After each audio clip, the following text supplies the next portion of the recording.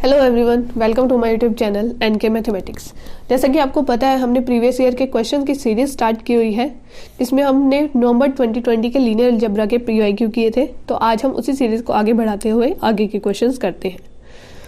तो ये हमारे पास क्या है, CSIR नेट नवंबर 2020 linear algebra previous year question part 2 की सीरीज है मेरे पास। सेकंड पार्ट है इसका। अगर आपने पिछला पार्ट नहीं देखा है तो डिस्क्रिप्शन में मैं लिंक डाल दूंगी, अब वहां पे जाके फर्स्ट पार्ट देख लीजिएगा, क्योंकि क्वेश्चन के साथ साथ बहुत सारी चीजें हैं, बहुत सारे न्यू कंसेप्ट है, बहुत सारी शॉर्ट ट्रिक्स कर रहे हैं। तो बिना टाइम गवाए पहले पिछली वीडियो देखिए और ये वाली वीडियो देखिए। तो चलिए क्वेश्चन को हम करते हैं, आज के क्वेश्चन को स्टार्ट। तो यहाँ पे मेरा पहला क्वेश्चन क्या है, विच ऑफ, एक मिनट, अगला क्यों आ रहा है भाई जी, ये क्या हो गया? अरे भाई साहब, ठीक है, यही क्वेश्चन है। ये आगे क्यों आ रहा है, पहले ये तो सोल्व करने दो हमें। चलिए पेन ही ले लेते हैं हम, एरो ऑप्शन विजिबल, ठीक है। तो विच ऑफ द, ये क्या है, which of the following real quadratic form on R square is positive definite. इनमें से कौन सी मेरे पास क्या है, पॉजिटिव डेफिनेट है। तो मैं मार्कर ही ले लेती हूँ, इंक कौन सी ले हम, रेड, ठीक है।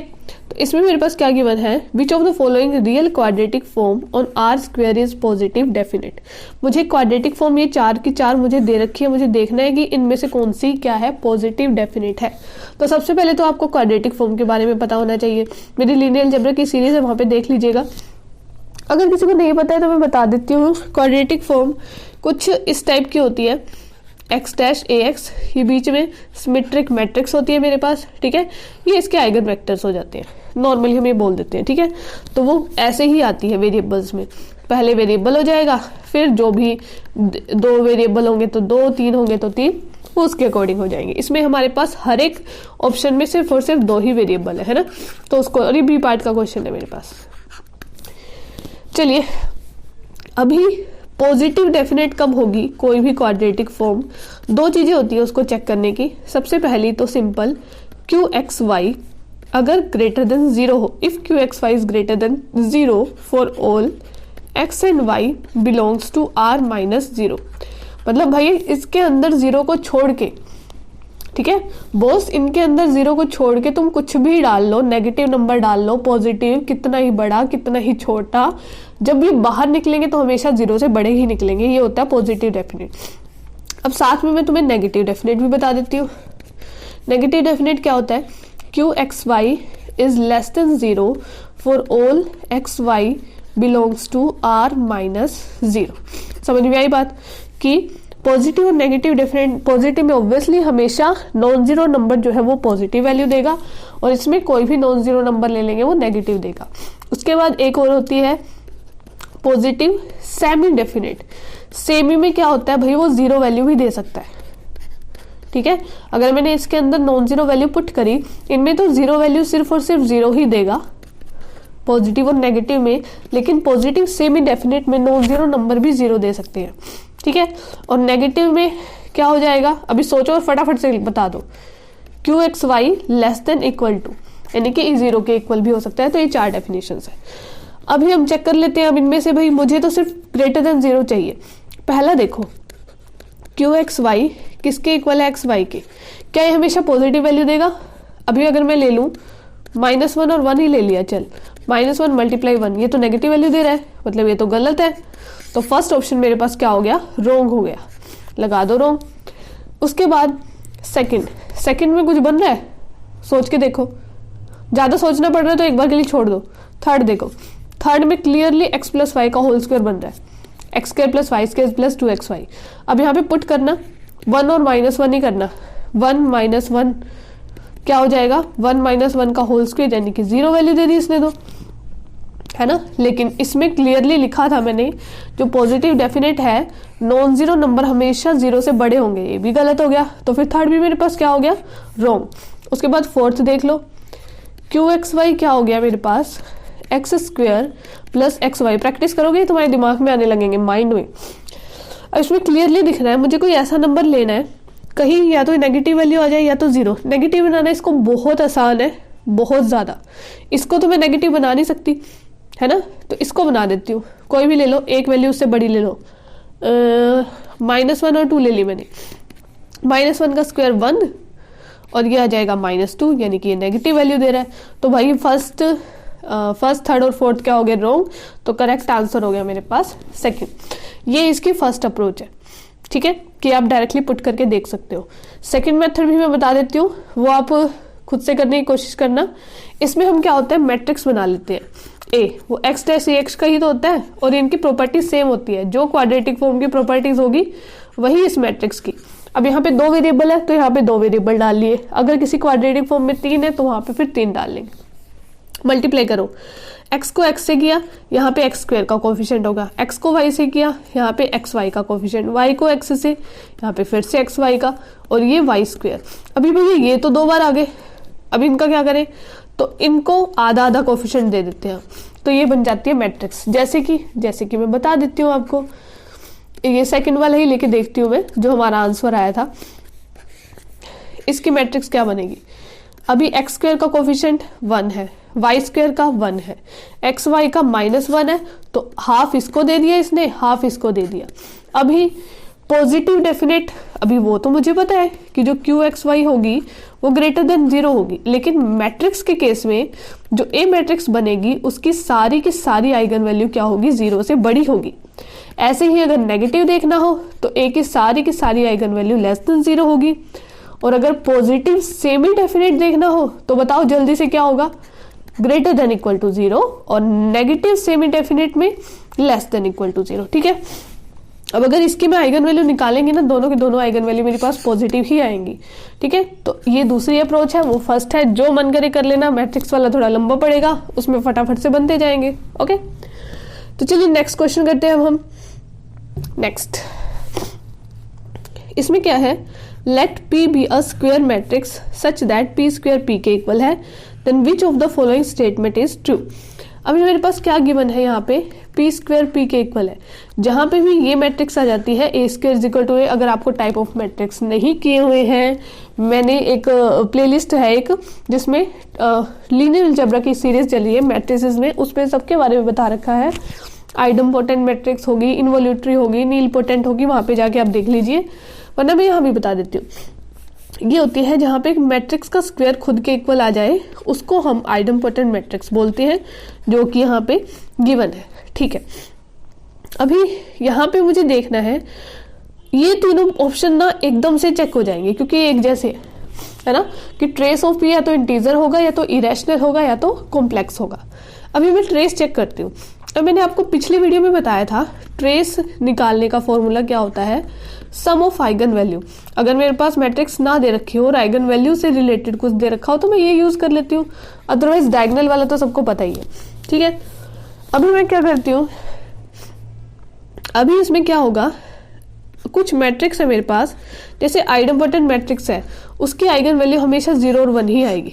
ठीक है, एक इनवोल्यूटरी मैट्रिक्स है, उसकी आइगन वैल्यू हमेशा -1 और 1 ही आएगी। अभी चाहे कितनी बार भी रिपीट हो सकती है कि -1 4 बार आ गया, 1 3 बार आ गया, या फिर 1 आया ही नहीं, सिर्फ -1 आ गया। ठीक है, मतलब होगी इनमें से ही।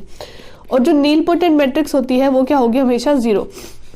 अब ये होता है ए स्क्वायर जब ए के इक्वल होगा, इनवोल्यूटरी होती है जब ए स्क्वायर आई के इक्वल होगी, और नीलपोटेंट कोई ऐसा की एग्जिस्ट कर जाए जो मैट्रिक्स को 0 बना दे। ठीक है, ये होती है।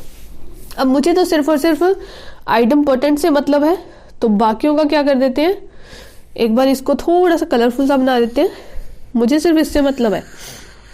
ठीक है, अब क्लियरली देखो, ट्रेस क्या होगा, मतलब 0 को जो भी ऑर्डर होगा या जो भी मल्टीप्लिसिटी होगी उसके अकॉर्डिंग प्लस करेंगे। अब ऑब्वियसली बात है, जब इनको प्लस करेंगे खुद ही सोच के बताओ क्या आएगा, वो इंटीजर आएगा, रैशनल आएगा, इरेशनल आएगा या कॉम्प्लेक्स। क्लियरली इंटीजर ही आएगा बॉस। 1 को अब 4 बार ऐड करोगे तो रैशनल तो बन नहीं जाएगा कि 1/4 आ जाएगा या फिर आयोटा में आ जाएगी, नहीं, इंटीजर ही इसका आंसर आएगा। ठीक है, इमेजनरी तो अगर सिंपल कॉम्प्लेक्स नंबर होता, कॉम्प्लेक्स तो भाई रियल भी होते हैं, 1 भी कॉम्प्लेक्स नंबर है, 2 भी कॉम्प्लेक्स नंबर है, लेकिन इस ऑप्शन को ध्यान से देखो, जो 4th है उसमें क्लियरली लिख रखा है इमेजनरी कॉम्प्लेक्स नंबर। तो इमेजनरी में आयोटा, सिर्फ और सिर्फ आयोटा ही होगा, तो वो रॉन्ग हो गया। तो यहाँ पे मेरे पास कौन कौन से क्वेश्चंस कौन कौन से ऑप्शन गलत हो गए? सी ठीक हो गया, ये गलत हो गया, ये गलत हो गया, मतलब कि थर्ड तो सही है। अब मैं देखती हूँ trace of P, rank of P, इसको आप एज ए प्रॉपर्टी भी ध्यान रख सकते हैं। आइडम्पोटेंट मैट्रिक्स में ये ट्रू होती है, नहीं तो मैं इसका प्रूफ भी बता देती हूँ।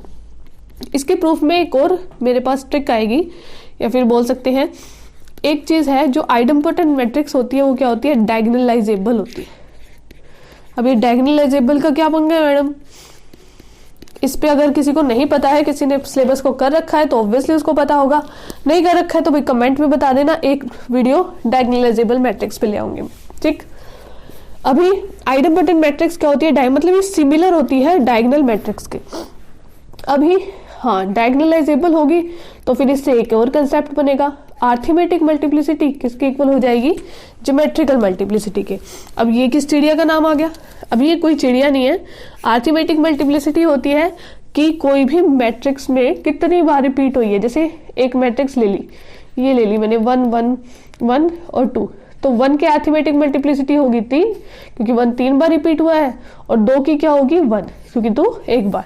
और ज्योमेट्रिकल मल्टीप्लिसिटी होती है कि 1 के अकॉर्डिंग कितने लीनियरली इंडिपेंडेंट आइगन वेक्टर है, कि एक आइगन वैल्यू के कोरस्पॉन्डिंग कितने लीनियर इंडिपेंडेंट आइगन वेक्टर है, वो होगी उसकी ज्योमेट्रिकल मल्टीप्लिसिटी, ठीक है।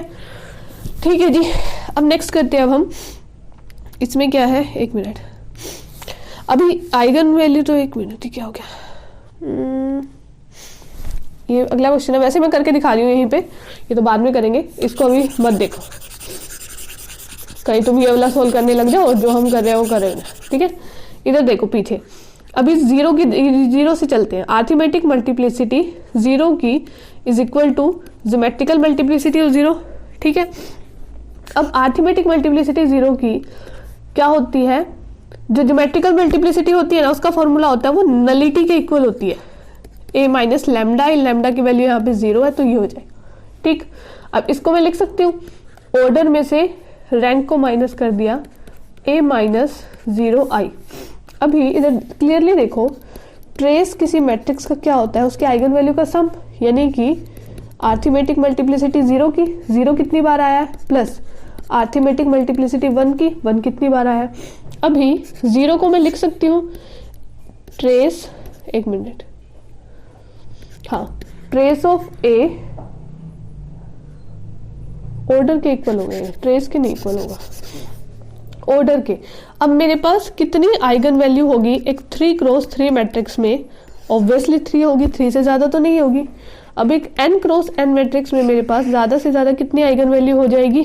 n, यानी कि n किसके इक्वल हो जाएगा? Arithmetic multiplicity of 0 plus arithmetic multiplicity of 1। अब यहाँ पे 0 मेरे पास गिवन है तो मैं इसको लिख सकती हूँ n माइनस में आर्थमेटिक मल्टीप्लिसिटी ऑफ 1, बस इसी को उठा के मैंने यहाँ पे पुट कर दिया। n minus arithmetic multiplicity of 1 is equal to n minus में रैंक ऑफ a, क्योंकि ये तो 0 है। अब n से n कैंसल, माइनस से माइनस कैंसल, आर्थमेटिक मल्टीप्लिसिटी 1 की किसके इक्वल हो जाएगी? रैंक ऑफ a के। अब 1 की आर्थमेटिक मल्टीप्लिसिटी मतलब 1 कितनी बार रिपीट हुआ है, यही चीज है। और यही चीज मेरे पास किसके इक्वल होती है? ट्रेस ऑफ a के, क्योंकि 0 को तो कितनी बार भी तुम प्लस कर लो भाई 0 ही आएगा ना, समझ रहे हो। तो ये चीज हो गई मेरे पास, trace of a is equal to rank of a, और यही मेरे को प्रूव करना था, ठीक है। प्रूफ अच्छा लगा तो कर लो, नहीं तो डायरेक्ट रिमेंबर रखो, ये हमारे एज ए शॉर्ट ट्रिक हम यूज करते हैं इसको, कि जो अगर कोई आइडम्पोटेंट मैट्रिक्स हो तो उसका ट्रेस रैंक के इक्वल होता है। तो मेरे पास कौन से ऑप्शन करेक्ट हो गए? बी एंड सी, क्योंकि ये सी पार्ट का क्वेश्चन है तो 2 ऑप्शन मेरे पास करेक्ट हो गए। डन। तो चलिए नेक्स्ट क्वेश्चन हम करते हैं। अब हम अभी इस बेचारे को कांटा लगा दिया, इसको दोबारा से देखते हैं। Erase, okay. तो ये भी क्वाड्रेटिक फॉर्म पे ही है मेरे पास क्वेश्चन। इसमें क्या है? A quadratic form QXYZ over R represent 0 non trivially if there exist ABC belong to R minus 0 0 सच, ठीक है। इसमें क्या दे रखा है कि क्वाड्रेटिक फॉर्म को मैं नॉन ट्रिवियल कब बोलूंगी? जब when QABC 0 बनाएगा और जो ABC है मेरे पास वो क्या है? नॉन जीरो एलिमेंट होने चाहिए, मतलब कि रियल नंबर होंगे 0 को छोड़ के। यानी कि ये तो भाई सेमी डेफिनेट में आ गया। है ना, कि 0 के इक्वल होना चाहिए। नॉन जीरो नंबर जब 0 बना रहा है इसका मतलब वो क्या होगा, नॉन ट्रिवियल। अब इनमें से देखना है ऐसा कौन सी प्रॉपर्टी कौन शो कर रहा है जो कि 0 बना रहा है, एक नॉन जीरो नंबर 0 बना रहा है। अब यहाँ पे सोच सकते हो तुम फर्स्ट में, first Q X Y Z, फटाफट से ट्रिक लगाया करो इसमें, X Y plus Z square. देख अगर मैं इसको 1 कर दूं और इसको -1, जेड स्क्वायर तो -1 हो नहीं सकता है ना, तो इसको 1 कर देती हूँ, इसको -1 कर देती हूँ। वो कैसे बनेगा, ले लो कुछ भी, क्यों एक्स को मैंने 1 ले लिया, वाई को मैंने -1, जेड को मैंने 1 ले लिया, करो इनकी मल्टीप्लिकेशन हो जाएगी -1 + 1 0 आ गया, बना दिया। समझ में आई ये बात। तो फर्स्ट ऑप्शन मेरे पास इसका क्या हो गया, करेक्ट हो गया। यानी कि फर्स्ट तो बना रहा है भाई नॉन ट्रिवियल, ठीक है, नॉन जीरो नंबर 0 बना रहे हैं। अब सेकंड चेक कर लेते हैं। सेकंड में क्या है, x² + 3y² - 2z²। क्या ये बनाएगा, क्लियरली फटाफट से सोचो।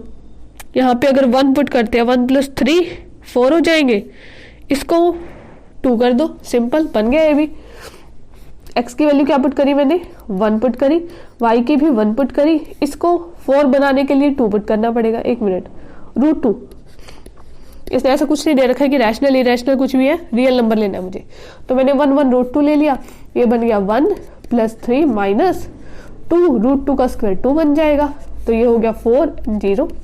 ये भी करेक्ट हो गया, बना दिया इसने भी, तो सेकंड भी करेक्ट है। अब हम देखते हैं third, x² - xy + y² + z²। ये सोच के देखो बन सकता है कुछ, x² + y² + z²। भाई 3 पॉजिटिव टर्म है और 1 नेगेटिव है, वो भी उसके आगे कुछ भी नहीं है, तो ये तो मुश्किल लग रहा है मुझे, क्योंकि इसमें क्या था, 2 नेगेटिव टर्म्स थी लेकिन इसके आगे 2 का कोफिशिएंट भी था, इसमें तो कुछ भी नहीं है और वही नंबर्स को ऐड कर रखा है, तो ये मेरे को थोड़ा सा मुश्किल लग रहा है। इसको एक बार के लिए छोड़ दो। फोर्थ देखो, x² + xy + z²। क्या ये बनेगा, सोच के देखो, इसको 0 बनाना है, इधर 1 ले लूं, इधर 1 ले लूं, 2, और इसको फिर 2 बनाना है। इधर देखो x को मैंने 1 ले लिया, z को मैंने 1 ले लिया, 1 + 1 तो 2 हो जाएंगे, क्योंकि ये तो नेगेटिव हो नहीं सकते। अभी x तो 1 होगा ही होगा, इसको क्या लूं, -2 ले लेती हूँ, सिंपल। तो ये ले लिया मैंने 1 - 2 और 1, तो ये बन गया 2 - 2 = 0। यानी कि फोर्थ भी करेक्ट है बेटा। अभी रह गया मेरे बच्चों सिर्फ और सिर्फ ये वाला थर्ड। अभी इसको कैसे चेक करूं मैं, हो तो सकता है ये भी, मेरे ख्याल से तो नहीं हो रहा, क्योंकि वो चीज बहुत ही ज्यादा x² + y² + z² जो है वो x y से छोटी, मुश्किल है कुछ ऐसा कि इसको 0 बनाना। जहां पे समझ ना आए ना वहां मैट्रिक्स मेथड लगा के देख लो फटाफट से। कौन सा मेथड लगाओगे, मैट्रिक्स। अभी मेरे को 3 ऑप्शन हो गए, इसको इरेज कर रही हूँ मैं। अब मैं थर्ड ऑप्शन के लिए चल रही हूँ। अब इसमें 3 वेरिएबल है, x y z, x y z। x² का कोफिशिएंट 1 हो गया, y² का कोफिशिएंट है कुछ, बिल्कुल है, 1 हो गया, z² का कोफिशिएंट भी 1 हो गया। अभी इधर x y के कोफिशिएंट आएंगे -1/2, -1/2। उसके बाद देखो क्या है यहाँ पे, बस और तो कोई कोफिशिएंट है ही नहीं, तो 0 0 पुट कर दो। अब इसका डिटर्मिनेंट देख लो। ऑब्वियसली अगर किसी की आइगन वैल्यू 0 है, मुझे यही बताना है ना कि कोई नॉन जीरो नंबर 0 बनाए, और अगर कोई नॉन जीरो नंबर 0 बना रहा है तो मतलब उसकी आइगन वैल्यू 0 आ रही है भैया। तो आइगन वैल्यू 0 आ गई, तो डिटर्मिनेंट किसके इक्वल होता है, प्रोडक्ट ऑफ आइगन वैल्यू के, ठीक है। अब ऑब्वियसली अगर आइगन वैल्यू इसकी 0 है तो इसकी जो डिटर्मिनेंट है वो क्या होगा, क्या आएगा, 0 आएगा। बट इसका जो डिटर्मिनेंट है जब तुम फाइंड आउट करोगे 1 आ गया, उसके बाद माइनस प्लस 1/2, सबको आता है ना निकालना, ये कैंसिल, फिर ये आ जाएगा -1/2, तो ये आ गया 1 - 1/4, नहीं आ रहा 0, 4 - 4 3/4, यानी कि 0 इसकी आइगन वैल्यू नहीं आ रही। तो ये सेमी डेफिनेट तो बिल्कुल भी नहीं है, तो ये नॉन ट्रिवियल बिल्कुल भी नहीं है। नॉन ट्रिवियल नॉर्मल केस में कब होगा? नॉर्मल केस में तब होगा नॉन ट्रिवियल अगर Q X Y Z zero बना रहे हैं, तीनों की तीनों नॉन जीरो नंबर। और मैट्रिक्स के केस में कब होगा नॉन ट्रिवियल? जब इसकी आइगन वैल्यू जीरो के इक्वल आ जाए। ये दो चीजें याद रख लो, ठीक है। तो इसकी नहीं आ रही है मतलब ये ऑप्शन नहीं होगा, तो ए बी और डी इसका आंसर आ गया। डन। अगर समझ नहीं आ रहा है एक बार रिपीट करके देख लीजिए। चलिए नेक्स्ट क्वेश्चन करते हैं फटाफट से। एक और क्वेश्चन, सिंपल सा क्वेश्चन है बिल्कुल ही। ए और बी मैंने क्या ले ली? एक n क्रॉस n की रियल मैट्रिक्स ले ली। ये सी मैट्रिक्स दे रखी है। अब सी मैट्रिक्स में बना लूं ए बी बी ए। अब मुझे नहीं पता है कितने क्रॉस कितने की है और कुछ दे भी नहीं रखा कि n की वैल्यू कितनी भी हो सकती है, यानी कि n की वैल्यू मैं बिल्कुल छोटी 1 ही लेके चलूंगी, ठीक है। 2 का भी मत्था नहीं मारते हम। देन ऑप्शन है lambda is eigen value of A plus B, then lambda is eigen value of C. अब इसके दो मेथड है। एक मेथड है भैया डीप में जाओ, तुम आइगन वेक्टरों से सोल्व करो, उसके आइगन वेक्टर को सी के आइगन वेक्टर को तुम एक्स एक्स मान लो तो वहां से निकल जाएगा। इतना पंगा नहीं करना, हमें ऑब्जेक्टिव करना है, हमें कौन सा सॉल्यूशन दिखाना है ना। तो क्लियरली कुछ भी ले लो। ए मैंने मैट्रिक्स ले ली 1, बी ले ली मैंने 2। भाई 1 क्रॉस 1 की मैट्रिक्स ले रही हूँ मैं क्योंकि यहाँ पे नहीं दे रखा। अगर दे रखा होता तो हम और कोई मेथड अपनाते। पुट कर दो 1 2 2 1, ठीक है। अभी आइगन वैल्यू बताओ ए की कितनी होगी है? ए की आइगन वैल्यू कितनी होगी? 1 माइनस लैम्डा करते हैं ना, तो 1 माइनस लैम्डा को 0 पुट करो, यानी कि लैम्डा की वैल्यू 1। तो ए की आइगन वैल्यू हो गई 1, बी की आइगन वैल्यू हो गई 2, सी की मैं निकाल देती हूँ, यहां से निकालो। मैं हमेशा आइगन वैल्यू को निकालने के लिए ना ये वाला मेथड यूज करती हूँ। लेट कर लिया, ऑब्वियसली 2 क्रॉस 2 की मैट्रिक्स है तो फिर इसकी आइगन वैल्यू 2 ही होंगी। मान लिया एक्स और वाई आइगन वैल्यू है। सम ऑफ आइगन वैल्यू किसके इक्वल होते हैं? ट्रेस के। ट्रेस क्या आ गया? डायगोनल का सम 1 + 1 2। तुम दूसरा मेथड भी निकाल सकते हो अगर तुम्हें पता है तो, वही a माइनस लैम्डा आई वाला। तुम्हारी श्रद्धा है, मुझे ये मेथड ज्यादा अच्छा लगता है तो मैं इससे निकालती हूँ। सेकेंड मेथड ये देखो, इसकी रो का एलिमेंट का सम 3 आ रहा है, इसकी रो के एलिमेंट का सम भी क्या आ रहा है? 3 आ रहा है, मतलब 3 तो आइगन वैल्यू होगी ही होगी। तो 1 की जगह 3 पुट कर दो, 2 - 3 - 1, यानी मेरे पास आइगन वैल्यू आ गई -1 और 3। ये 2 आइगन वैल्यू आ गई मेरे पास। अभी तीसरा ऑप्शन देखो क्लियरली, फर्स्ट सेकंड थर्ड। तीसरा ऑप्शन देखो यहाँ, if lambda is eigen value of A और B then lambda is eigen value of C. अभी ए की आइगन वैल्यू तो 1 है, बी की 2 है, बट सी की तो इनमें से कोई भी नहीं है, मतलब ये वाला ऑप्शन तो बिल्कुल ही करेक्ट नहीं है, डिसकरेक्ट हो गया। All eigen value of C are real. इसमें सोचना पड़ेगा है ना, क्योंकि रियल है वो नहीं भी हो सकती है या हो भी सकती है, कुछ कह नहीं सकते हम, है ना। वो थोड़ा एक बार सोचते हैं, रुक जाओ, पहले बाकी वाले देखते हैं। If lambda is eigen value of A plus B then lambda is eigen value of C. अभी ए प्लस बी की आइगन वैल्यू क्या होगी? 3 होगी, और 3 जो है वो सी की आइगन वैल्यू भी है, मतलब ए ऑप्शन तो बिल्कुल करेक्ट है। नेक्स्ट बोल रहा है if lambda is eigen value of A minus B then lambda is eigen value of C. अब ए माइनस बी की आइगन वैल्यू क्या हो जाएगी? 1, इसकी 2 - 1। ये हर केस में नहीं करते हम ऐसे, क्योंकि इनकी सिर्फ सिंगल आइगन वैल्यू है, इसलिए हम माइनस करके देख पा रहे हैं, ठीक है। ऐसे नहीं कि तुम 2 क्रॉस 2 की 2 मैट्रिक्स लो और आइगन वैल्यू निकालनी है उनका प्लस कर दो, नहीं, सिर्फ स्केलर में हम ऐसे कर पाते हैं, अदरवाइज सिर्फ एक ही वेरिएबल होना चाहिए। तो इसकी -1 आ गई तो -1 भी आइगन वैल्यू होगी। तो ये भी ऑप्शन है, यानी कि ए और बी तो करेक्ट है, सी रॉन्ग है। All eigen value of C are real. अभी फोर्थ ऑप्शन मुझे दे रखा है कि जो सारी की सारी आइगन वैल्यू होगी सी की, क्या वो रियल होगी? इसमें थोड़ा सोचना पड़ेगा आपको। क्या आयोटा में आ सकती है वैल्यू?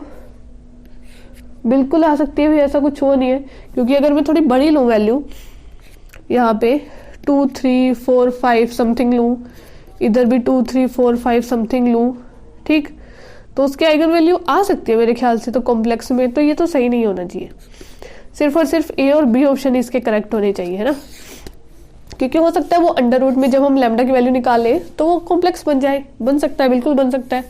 तो इसकी क्या हो जाएगी मेरे पास? ए और बी वैल्यू, ए और बी ऑप्शन करेक्ट हो जाएगा, ठीक है। हम स्केलर पुट कर सकते हैं, लेकिन अगर यहाँ पे दिया होता कि n की वैल्यू 2 से बड़ी है, ग्रेटर देन इक्वल टू 2 है, तो फिर हमें ऑप्शन चेंज करने पड़ते।